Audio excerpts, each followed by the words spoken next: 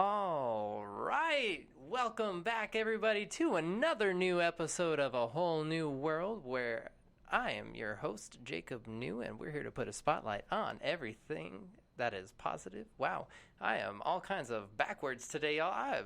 Please excuse my brain fart. We are here to put a spotlight on positive things happening in the community and developing that mindset. I am your confuzzled host, Jacob, and, I've been sitting here and I've been thinking, it really, really takes guts to be an organ donor.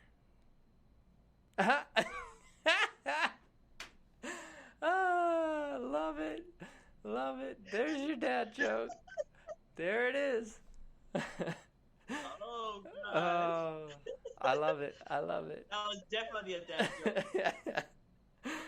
But it's the best kind of joke there is out there. So we are very, very fortunate to have with us Miss Gina Paul, the amazing author of I'm Not Being Lazy, I Just Don't Understand. So thank you for being on the show with us. Thank you for having me, Jacob.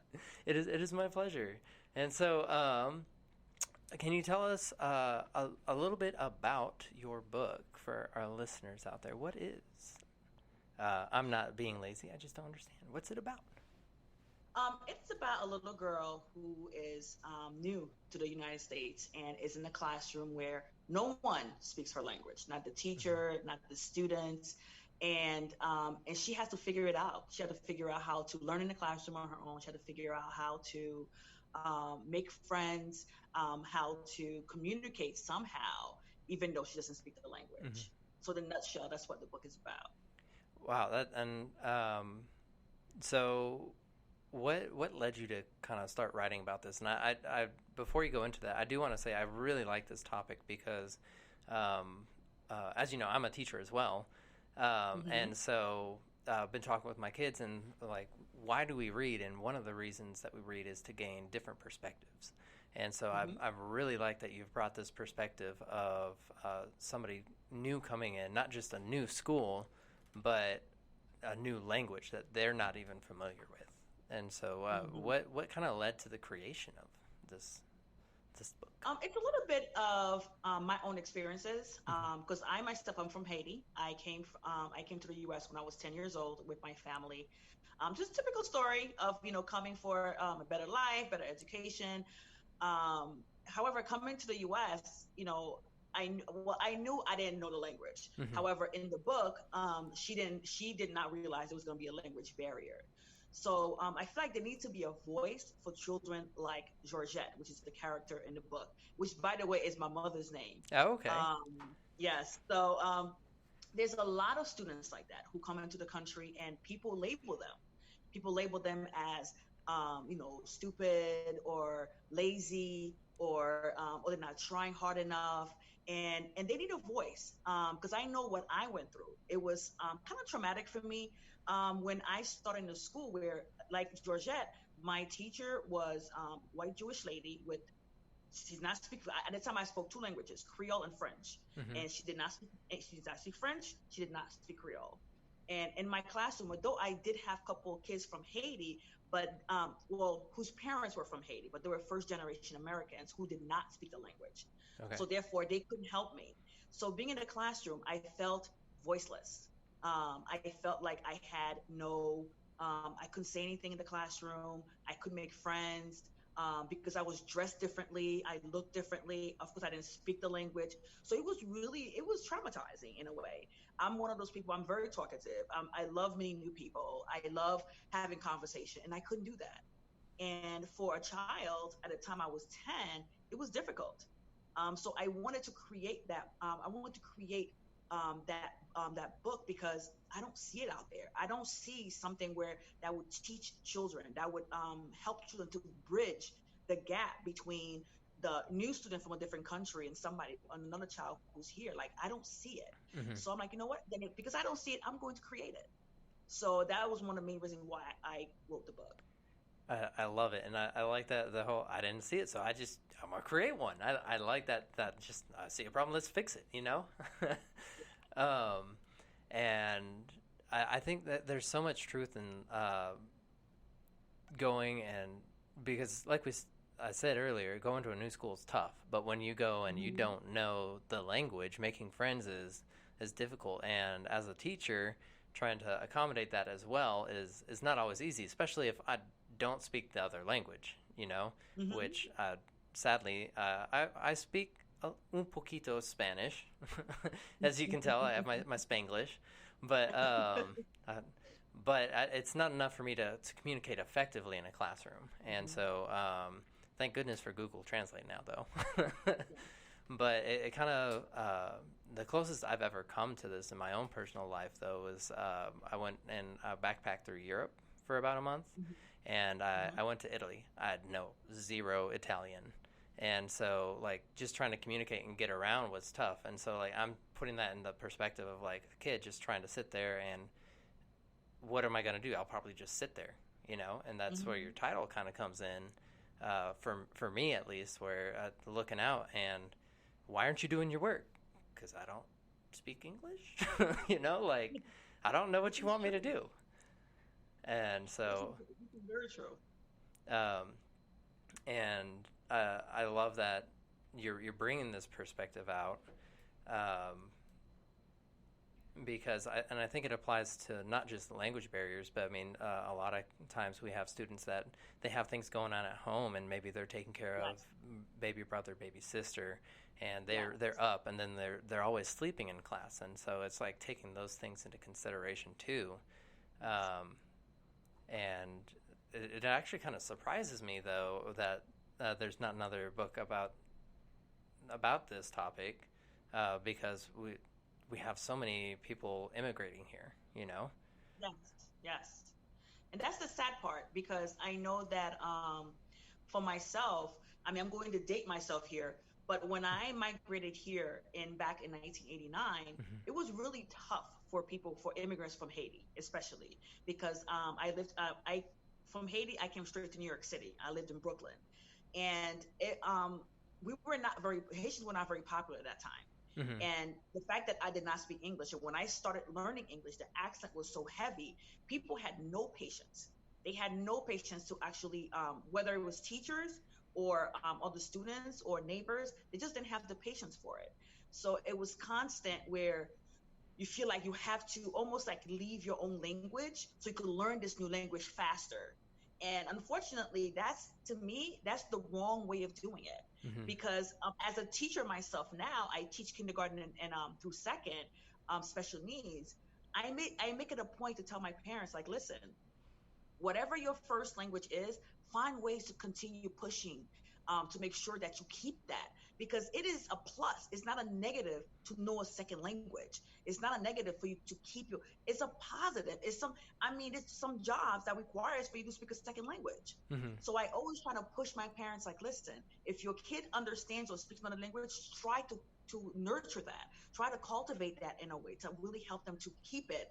I'm like, I will teach them English. You teach them whatever language that you at home, if that's possible. That they will learn the language as long as they're coming to school. They will learn English. That's not going to be a problem Hmm. because I do have students in my classroom sometimes who don't speak English and their families don't speak English. But I try to make the parents feel as comfortable as possible, and I tell them, I'm like, I too at one time did not speak English. And I understand where you're coming from. My parents went through it. And it's unfortunate that my parents did not have people back then to really help them like we have now. Because now you have like clubs, you have groups, but we didn't have that Hmm. back in the 80s for school. So therefore, my parents just had to wing it as best as they can. By the time I was maybe 12 and I started to really learn English, I was translating documents for my parents because we were here pretty much around the same time, but I was going to school, but they Hmm. weren't. So Yeah. therefore, I was learning English and they were not. So I can understand what some of our children are going through and some of the hardship that and some of the responsibilities that are placed on them at a very young age to help their parents or to help their family members, to help whomever it is with translation, with, oh, let me call, could you call so and so for me? And Hmm. you like 12, 13, and you really into adult conversation because you have to translate for your parents or your guardian or whomever Yeah. because of a language barrier. Man, and that must have been, was that tough or? It was tough just because there are times where I don't necessarily, as a child, the topic might not be something that I was very familiar with because I was a child. Mm-hmm. I remember this like tax information. I don't know. I didn't know anything about tax, and I was like 12 years old. I could care less. What? You You know, you didn't know that was tax by 12? No. no. Parents are like, "Oh, could you look at this? I'm supposed to sign it and send it off," and I'm just like, "Okay, I'll try to read." I have no Yeah. idea. I will try to read it with a dictionary, Yeah. so I have no clue. But at the same time, the expectation was still there Mm-hmm. that I would help them because I was going to school so I could learn to help my parents. So, how obviously to me that would put a lot of stress. Did you feel the stress then? And I did in a way, but at the same time, I knew it was expected of me. So it wasn't, because it was expected, it wasn't as bad, mm-hmm. because I already knew it was gonna eventually come. Okay. But it was just hard, to do. But at the same time, I knew it was coming. So, what? How did you kind of like overcome? How did you? I almost want to say cope with all that stress, and how did you deal with it? By the time I was 12, I was in junior high school, and I was finally placed in a bilingual class. Mm-hmm. And or pretty much my whole entire class was, they all were from Haiti, Okay. and they had bilingual classes for like all Spanish speaking, bilingual classes for all Creole speaking. So that helped a lot because I realized that I wasn't the only one having people to realize how amazing it is to have some type of connection with people who understand what you're going through, and Mm-hmm. can relate. People don't realize um the stress relief that I have, knowing that, okay, I can talk to this person about this because I know he or she's going to understand because they're going through it. Because a lot of my friends were going through very similar situations where they had to translate for their parents. They had to, if they're going to the doctor, oh, they gotta take their parents gotta take them with them so that they can translate with the doctor for their parents. So it was that actually helped me feel a little better knowing that I wasn't Mm-hmm. alone. Yeah, definitely having that connectedness, I think, makes it easier because you guys can almost like share the burden in that aspect, right? Hmm. Um, Hmm. and so with all this kind of going on, I mean, did y'all get time to like hang out, be kids still, or were y'all always going to like doctor's appointments, tax appointments, like Oh what? no, Okay. oh no, we still had a blast. I truly believe, junior high school was actually my best time in school because, that I actually still have friends, that I've known then, like 30 years later, that we're still very, very close friends. Actually, I have one friend who lived a block from Hmm. me Oh, that's that cool. I've known from back then, and it was the same thing. We went through the same, type of situation. So about maybe like seven of us, we're Hmm. still we still communicate. Some of them have moved away to different states, but we still connect through, social media, and we're still able to call each other. We're trying to see if we could do like a reunion, but it just hasn't because of coronavirus. It's just kind of, Yeah. Uh, derailed the plans. it's like, oh, let's have a reunion over Zoom, right? Yes. We didn't want to, you know what, we didn't want to do that just because we really wanted to see each other because it's been Yeah. so long for some of us. So we really want to take the opportunity to actually physically see each other because, some of them I have not seen since maybe my second or third year in high school. Oh wow. So Okay. So yeah, it's been a but hot minute. we still kept in touch. Hmm. It's just like by phone, and then later on, when the World Wide Web became a thing, we started then Yeah. we started getting involved with that. So that it's great, it's great. But I'm hopeful for next year. Yes. Uh, as are we all. Like we're like, come on in. Let's. Please, Yeah. please. And I know coming back to that whole idea of developing that connectedness with coronavirus and teaching, I've Hmm. noticed like I'm my kids are back face to face with us, and so they're like, we are so happy to be here. And you could even tell like with them being on Zoom, they were like, I get to see my friends now, and you don't quite realize how important that connectedness is until you don't have it anymore, you know? Yes, And yes. especially for our youth, because that's how they learn to socialize, how they learn what to do, what not to do. I think is a big part of it, is the interactions with them, not me sitting here. You should do this. You should not do that. I mean, they're going to learn by doing things, right? Yes. Yes. So, but Because my kids are a little bit different. mhm. Because my children, they're all on the spectrum. Yes. And so, I mean, of course, we teaching them to socialize, but most of them are completely nonverbal. But one thing that I did from March until August, because we did March until June, because they have 12-month programs for them. Okay. But they could choose whether or not they do summer school. The parents could opt them out for summer school, just not the regular school year, but definitely summer school. So I ended up working summer school. And but what I did was that I created like groups, because normally our kids require more one-to-one, because my kids, I only have six. Well, back then I only had six children. Now I'm an 8-to-1 teacher, so Mhm. I'm able to have eight students. But I would have like groups for them so they could see each other. I'm like, oh, so and so, say hi to wave to so and so, say hi to so and so, because I Yeah. want them. I know they're not together, but I wanted to see each other's faces. Mhm. I wanted them to be able to still communicate. And when they saw each other, some of them was like smiling so big because they know Yeah. I haven't seen my friend in so long. So it was so exciting just to see them excited, and they like wave. And a couple of them who were able to say a few words will say their friend's name. Oh, hi so and so, hi so and so, Yeah. hi so and so. And I was just loving it. I was just loving it because to me it's part of who they are. That's how they learn. Mhm. Socializing is the big way of learning. And no, and I agree 100%, and that's super important, and we need that connection, because Hmm. not only does it help us learn, but I mean it also helps us feel like we belong somewhere. Um, and so with that connection, though, I mean, did you ever feel connected to before you were in the bilingual class? Did you ever have like feel like connected to any other students in the other class, or was it because of the language barrier you were like, no?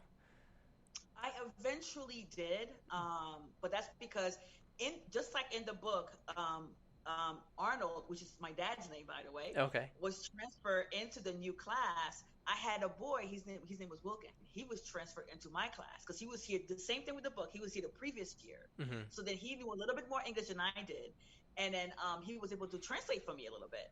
So there was a huge. I mean, it was such a huge relief.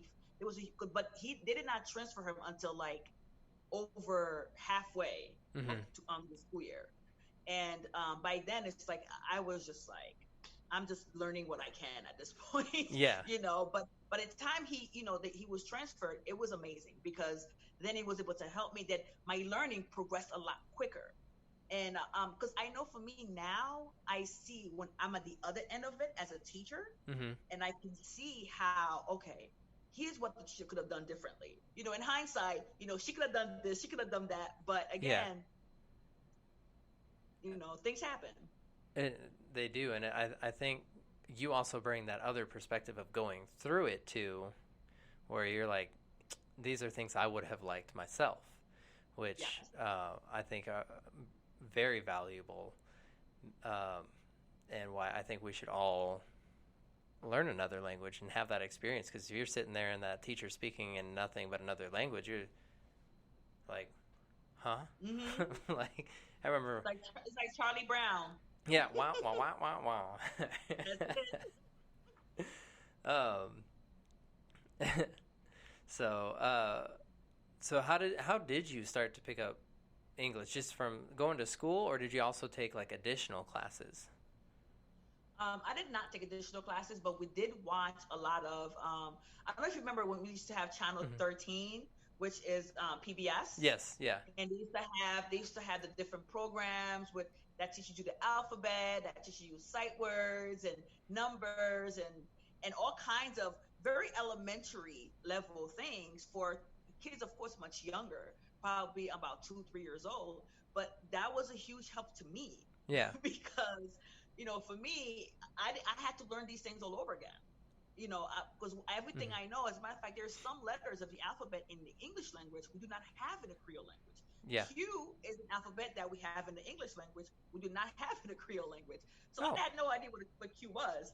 So I think I was able to watch a lot of shows like cartoons and just sometimes just watching and listening because body language was very big to me because yeah. when you don't understand the words, sometimes just watching the body language matching with the words, then you have a little bit of an understanding. So it's almost like I had to teach myself different ways of understanding without literally understanding quote unquote the words. Yeah. So definitely it was just watching PBS, watching other shows on TV, and I do have siblings who were also learning at the same on the same time as me because we came to the U.S. at the same time. So as they were learning, and if they learned something new, I would learn from them. If I learned something new, I would teach them. So it was kind of like a little bit of back and forth between us, plus what we're learning in school, plus TV. That's kind of how we Yeah. learned. That's awesome. And when you brought up about watching PBS. It reminded me. I had a friend who, um, it was his first year taking Spanish, but got really good really quick. And so I asked him, I was like, "Hey man, what are you doing? Like, how are you getting so good at this?" Like, he's like, "Man, I'm watching telenovelas." Yeah. I was like, "Oh, okay." But I mean, like that whole idea that you're like completely immersing yourself in the language, is great. I love it. And like you said, like you have to relearn everything Yes. because alphabets are different, numbers usually are the same. I think, right? But just how you say them. The numbers are the same. Yes. Okay. Numbers All are right. the same. Whew, I should know that. I'm a math teacher, but But you still have to learn. But you still have to learn them in a different language. yeah. For example, even the way, because by the time I was well 10 years old, I was in the fifth grade, but back in Haiti I was in actually the sixth grade. But then they had to push me back a grade because of my age, the fact that I didn't know the language. Hmm. And that's another thing that's also a huge issue. When a lot of the kids come from a different country, sometimes they'll hold them back a grade, which Uh, to me it's terrible. It's a terrible thing to do. The fact that even though yes they have to learn, but to me as long as they're able to be in a bilingual class with their own with someone who understands them and someone who they understand who's able to teach them, there's no reason why they should be held back. yeah. No. And especially if they're able to kind of like catch on to the work and be able to perform. And so like one of the things I've seen is that like if they're able to perform at least on grade level in their language, then they keep going. So I agree. I um, agree. and so which I think is just important. And I know it's difficult because there's so many languages, so many out there, and Hmm. so sometimes you don't have the materials in the other language. But I mean, so we do. And that's another big problem. Hmm. I could tell you right now, a place like New York City Hmm. that has such a huge population of so many different people. They're so rich in culture, so rich in different, but yet you any type of materials that you have that's foreign language is Spanish.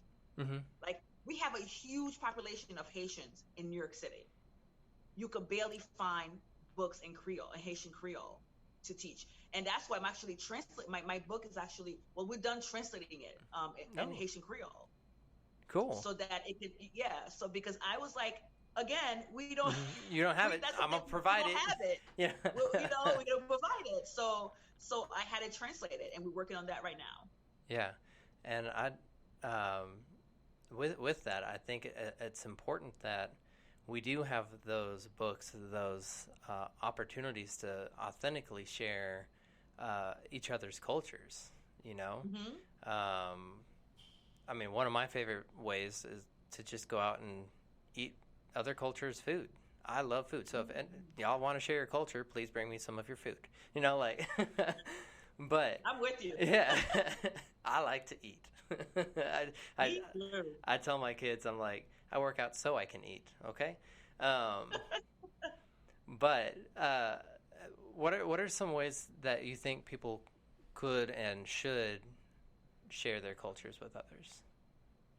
Oh my, like so many different ways. I think food is definitely one way. Yeah. That is an amazing way to do it.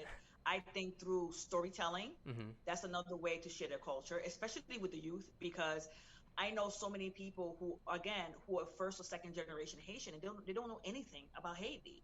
And I feel like passing down the culture, passing down the language, passing down the stories. I don't care how many generation that you've been here. I really want to be able to do that. And another way they can share culture is through music.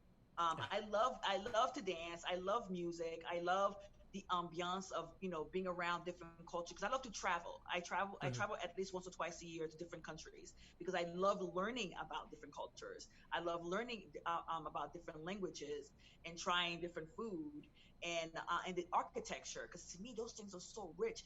I want kids to be able to learn and cultivate those type of things from their families or even like I have like I'm not I was not born in Africa, but I love the African culture. Mm-hmm. I love the Greek culture. I love the Italian culture. And to me, I'm trying to learn as much as I can about just different culture. And I can never say I'm an expert in Mm-hmm. any of them. No.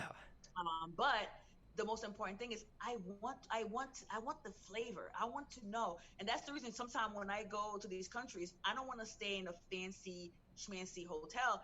I want to stay where where that's not too what's the word? That's not too touristy, Mm-hmm. Yeah. because I want to be in the thick of the actual culture. So I think passing it down through music, through storytelling, through food, those are great ways because they're fun way. Yeah. They're ways to make it fun and write it down in a book. Have people have people reading history classes, and I'm talking about the true stories now. Mm-hmm. In the history classes, I want to be able to see kids being excited to learn about their own their parents or their grandparents, their great grandparents' culture, and we don't have enough of that because unfortunately I know a lot of people who don't even want to be bothered to pass it down to their kids. So Oh. it's a shame, but I think those are definitely different ways that we can do it and make it fun. Yeah, and uh, if I might add on to that, I think part of experiencing the different cultures also allows us to understand people better. Um, Hmm. Correct me if I'm wrong, but when your family first moved here, you said people were like impatient, right? Hmm. And so, but like you go there and you're not in like the touristy parts. You get to experience the culture. Then the way people do things differently all around the world. But and Absolutely. you when you experience that, you're like, oh, that's why they're kind of doing that. And like things start to click, and Hmm. I think having that awareness and that knowledge allows you to be more patient in those instances. I think. Yes. But I think that's what I learned. Because I know, like I said, being on the other side of it now, not mhm. as a student, but not as a teacher, it taught me patience. It taught me to be patient with my students' parents who do not speak English Mhm. well or speaks very little English, and I'm okay with that. Yeah. I will. Matter of fact, I had a conversation with I have a student right now who they're from China, and the dad speaks perfect English, but the mom doesn't. So, but I know that the mom, when he's remote, the mom will be the one that I will be working with. Yeah. So the dad was like, "Well, mom doesn't speak English that well." I'm like, "It's okay." And I remember, I'm like, let's have a live meeting, so we're able to see each other. And then I asked Dad, "Could you step away?" And I'm like, "Step away. Let me have a conversation with mom." Mhm. And I was like, "She's fine. I'm like, don't worry, mom, we'll be fine." Yeah. Because I want them to be comfortable because I'm going to be working with her. So I want her to be comfortable with me and I want to be comfortable with her for her to know, listen, I will do my very best. I'm not here to judge you. I'm not here to make you feel to belittle you in any way because I do understand what it is. And there are times when she's like, she's trying to find a word. I'm like, okay, is it this? Is it this? Is it that? She's like, oh yeah, yes. I'm like, okay, perfect. There you Yeah. go. We understand each other just fine. Sometimes body language, sometimes a little bit of help here and there, and it'll work out. It'll work out just fine. But people just have to be a little more patient. People just have Mhm. to provide a little bit of help, and they need to teach that to their children. I I like that on a lot of different levels. I love that you just took the time to just have that conversation, like set it aside Hmm. and make that connection. And in today's society, I feel like we're always just we have to go here. I don't have time for that. I don't have time for that. Like ain't nobody got time for that, you know? Like Right.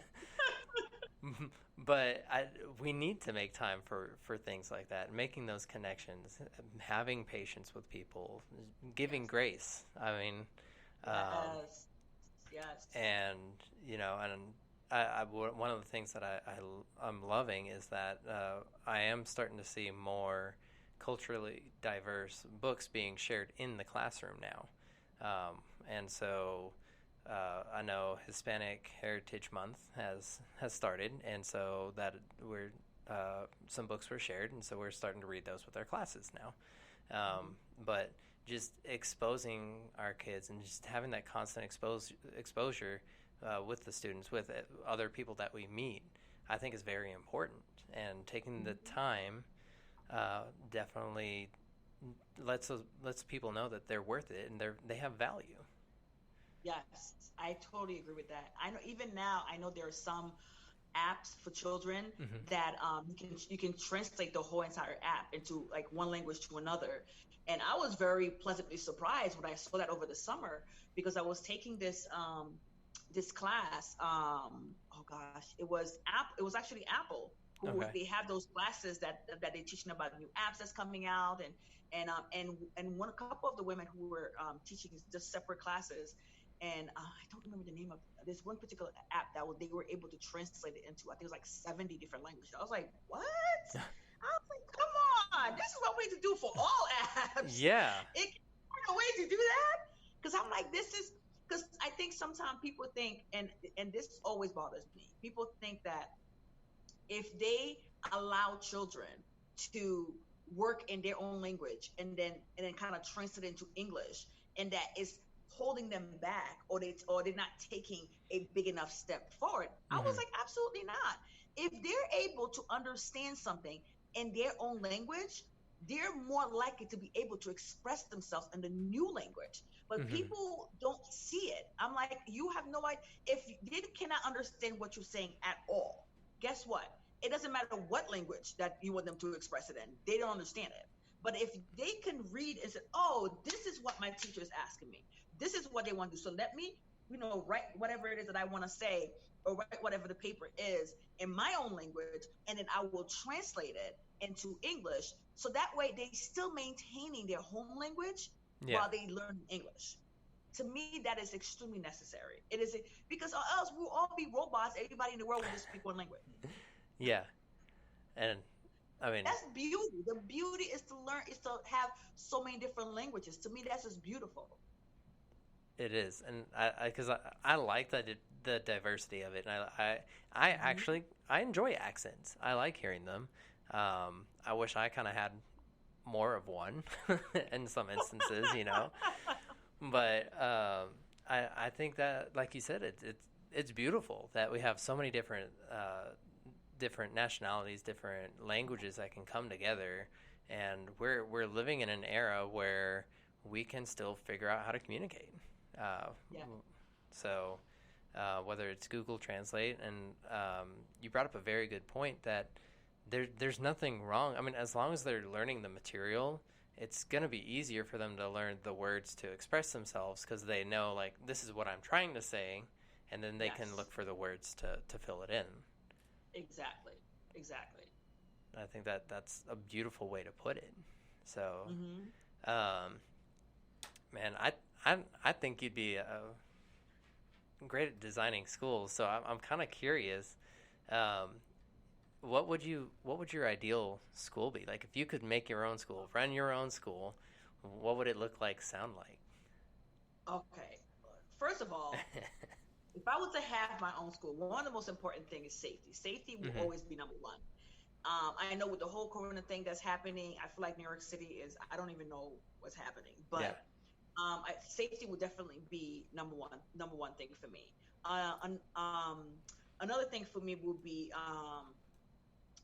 upgrading the schools. I kid you not, this is no joke. we just moved. My school just moved last year. Well, last year September, about a year ago, to our new school right now. Mm-hmm. I had one of my past students whose mom attended that school as a as an elementary school student. The woman is in her 40s, and she said the school still looks the same. What? Like, no, and I kid you not, when you see the school, you could. I wish I could have just shared pictures with you. My like people who come, they're like, "Wow, I remember this when I was in kindergarten," and I'm just like, "Well, welcome to my class." Yeah. you know, I think definitely upgrading the school, and I feel like they need to bring back like the culinary arts, cooking classes. They need to bring back shop. I'm and I'm not talking about just for boys. I'm talking about boys and girls. Yeah. How many kids these days who have no knowledge of how to swing a hammer? How many kids have no knowledge how to? I mean, those things. So they brought so. I mean, just creativity Mm-hmm. into those kids' lives, and I feel like it's a lost art of being able to use your own hand to build something for your child. Use your own hand to build something for yourself. There's also I will definitely have book clubs, like mandatory book clubs, because I feel like that's one of the main issues that we have for some of our kids because they most of them are not reading on their grade level. Mm-hmm. So I feel like from the time they started reading when they are in kindergarten, mandatory book clubs for everyone. Everybody has to be part of a book club where you have to read the book. Everybody have to participate. You have to discuss the book. So therefore, it's help building on your knowledge and building on your how to process information, how to express yourself, how to stop and listen to your friends. Like there's a lot of skills to be built on that. So that's definitely something Mm-hmm. that I would do. Another thing that I would have also is I think introducing money management. That's Yes. another thing.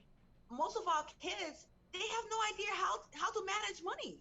By the time they're even college students, that's why they every time they get a paycheck, they blow their money because they have no idea how to manage money. I think Yes. by the time they're like in junior high school, this should be a class on money management. How to save. How do you budget?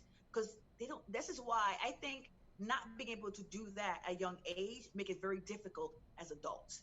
And Mm-hmm. that's why you have some people who make lots of money, but they're in crazy debt because they just don't know how to manage money. So I think that's something I would definitely have. Um, Let me see what else. Oh, definitely smaller classes because in New York City, I don't know. I'm not sure if it's the same way in Texas, but in New York City, a lot of our classes before Corona could be 30, 40 kids Oh wow. for one Yeah. teacher. That is crazy to me. That is just you. Want, and the expectation is that teacher is going to meet the needs of all these kids. That's a lot How? of needs. That's too many needs, and unfortunately, a lot of those kids they don't fall into a crack. They fall into a big hole Yeah. because it's very easy for them to fall into that hole because there's too many of them for one teacher to keep track of and to help and to this and to that. It's difficult. So I would say definitely no more than 12 kids per class because it just doesn't make any sense. And I would say each class will have an assistant because it's necessary. I Yeah. don't care how old the kids are, whether they're in high school, whether they're pre-K, whether they're in junior, middle school. They would need one teacher and one assistant just to be able to help out because it's important. And definitely having more parent involvement and not just parent involvement in like with their own children because I think that's very important because I believe homeschool connection is extremely important, but also have parent interaction Uh-huh. because I want the parents to get to know each other so that in turn they will because and that's one thing I've been thinking about for quite some time to create some kind of parent involvement kind of group. And I'm not talking about like what's it called, like the PTA. That's Yeah. not even what I'm talking. That's more, let's do something for the school. But I'm talking about like For peer parents to to. peer Yeah. helping each other, like a parent helping each other. Because I do have parents who are very educated, and I do have parents who are not educated. Having that pair where it's like, hey, let me teach you how to advocate for your child. Let me teach you. I've been doing XYZ for my child. Can I teach you how to do that? So Yeah. having that parent involvement with each other, having a to me, that's also a great thing because you teach a child, about 5% of what you say will penetrate, but you teach their parents, and that parents then pass it down a lot more because Yeah. then the parents can actually continue on at home and not just in the school. Hmm. So there's a lot. If I were to have my own school, there's a lot of things I would do differently. I like it. I mean, I only have one more question, and that is, how do I sign up for your school? Well, I will let you know in 5 years. All right, all right. Count me as one of your students. Well, you're more than Or welcome. teacher, Come either through. one. Yeah. So, I have had so much fun having our conversation and talking with you today. I do want to ask, serious last question though. Where can people find a copy of your book? I'm not lazy. I just don't understand. It's currently on Amazon and is on Kindle and hardcover. And of course, I'm going to have the Haitian Creole version of it coming out soon. Okay, all on the Amazon and Kindle. All right, Mm-hmm. Yeah, very yeah. very cool, excellent. So, Thank you so much for having me. I had fun, and the topic was something that I'm very passionate about. So it's great to be able to have that conversation, open dialogue about it.